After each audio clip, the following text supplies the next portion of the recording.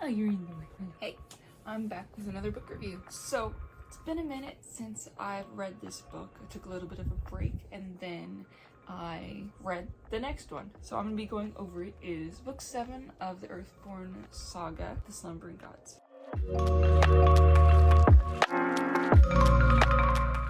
I know what you're thinking. What happened to your monitors? They're over there. Kind of wanted to change it up a little bit. This is what I got.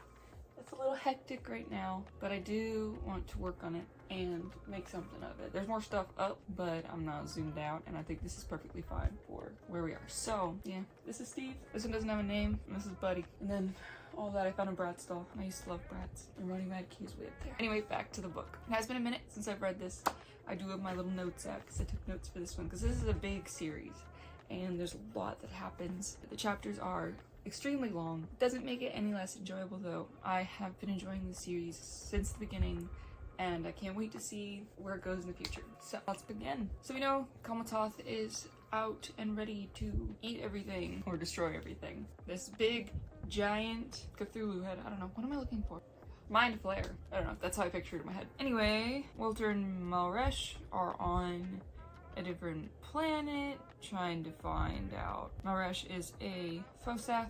Anyway, they get into some trouble on the planet and they escape the planet because it's become hostile. Also, I'd like to say I love Kolka, this little beetle creature. I don't know, probably doesn't look like that at all. I know I'm probably picturing him wrong, but he's so adorable in my head, I don't want to change it. So we find out that Melroth, he kind of took over Mafalda in the last one. It was called the Silent Voice. Turns out it's actually Earth. Conscript reaches a research center. Tegan and Krancis are being cryptic, as they are. They enter this station that's right, and Gurnus ends up taking the place of this entity that is the custodian of the dead. And apparently that entity has been protecting Kolza from Kel. There's an info dump on Khelmatoth. There's an info dump on Khelmatoth and his army that the custodian of the dead was appointed by the Voiceless Eye, which is Melroth. Melroth was banished here, and it was Khelmatoth's chief lieutenant in wanting to overthrow the creator and Khelmatoth. Sorry, it wants to overthrow the creator and Khelmatoth. Okay, space is empty. There are impressions of them all throughout the walls. It really affects Mafalda. Oh, and we start facing the fact that Hunt will have to let go of Lily soon because the Dark Realm wants him to be with Mafalda and start a dynasty. Also, Kolka, who is obsessed with these artifacts, whenever they're brought together, Wellesley, I don't know how to say his name, so I just call him Wells.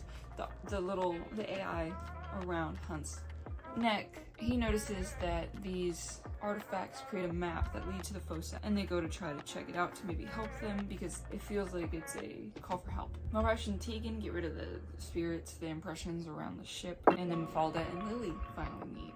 It's been a big draw on this book that the Dark Realm has been pushing Hunt to leave Lily, to get away from her, to not be with her, because she can't produce heirs. And it's really pushing Mafalda and Hunt together. Hunt doesn't feel that way about Mafalda and is in love with Lily. Even Krancis is pushing for it. Bessemer from before, he was hurt so much that Fosath couldn't really do much about his state of being. They can make him feel better, but they can't completely heal him. Rumus, the Emperor, also has a dream that his empire will pass on to Hunt. Krancis talks about awakening the sleepers, bringing the sleepers out to help them against Khelmatoth.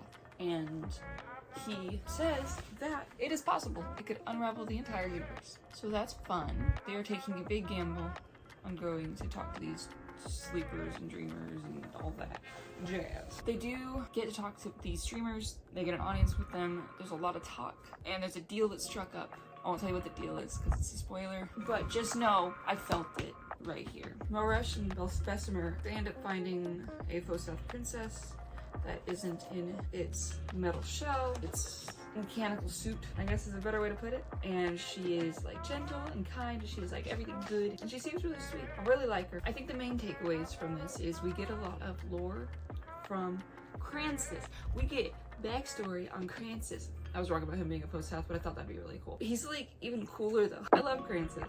He's great. I love that he's had his hands in Hunt's life for a long time. Another thing I really enjoyed about this book was whenever they did find the dreamers. It was a long conversation, which is normal for negotiations. I loved the banter and I loved the quips and how intense it got. Oh, it was good. I really, really liked it a lot.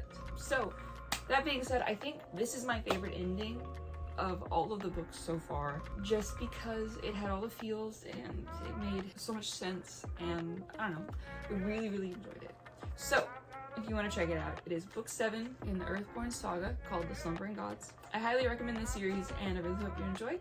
Thank you for sticking with me through the new background. I will probably be shifting it around in the future. What do you think? It's more of a dynamic to look at, I guess. You get to see a little bit of me when I think I was 7, with softball. You get to see a bunch of books I have, Little Mermaid stuff, words. This thing, which is reversible,